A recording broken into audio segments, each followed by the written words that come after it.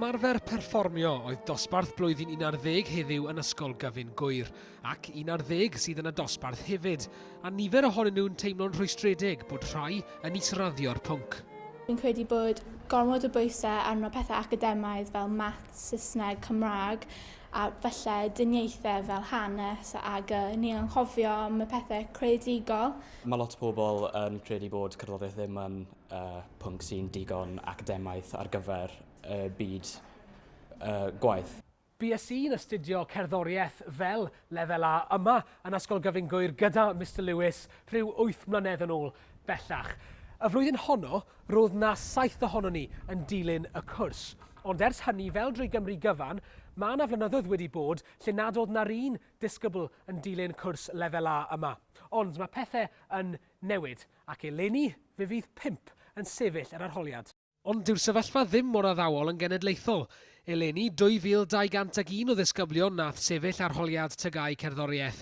10 mlynedd yn ôl roedd na dros 2800, cwmp o 42%. Mae'r sefyllfa yn safon uwch yn waith fyth. Dros 700 nath sefyll yr arholiad 10 mlynedd yn ôl o'i gymharu â 370 eleni.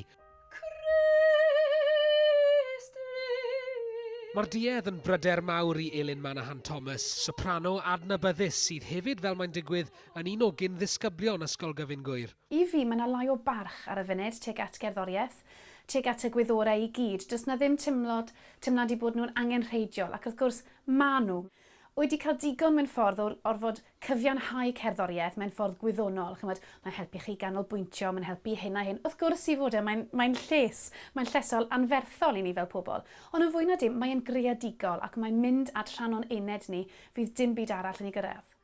Fe nath Llywodraeth Cymru ddweud bod gostyngiad o 12% wedi bod yn y nifer sy'n sefyll arholiadau tygau a lefel A yn ei cyfanrwydd yn ystod yr un cyfnod, a'i bod nhw ar hyn o bryd yn cyflawni rhaglen gwerth 20 miliwn o bunnau i gefnogi ysgolion i ddefnyddio creadigrwydd ar draws y cwricwlwm.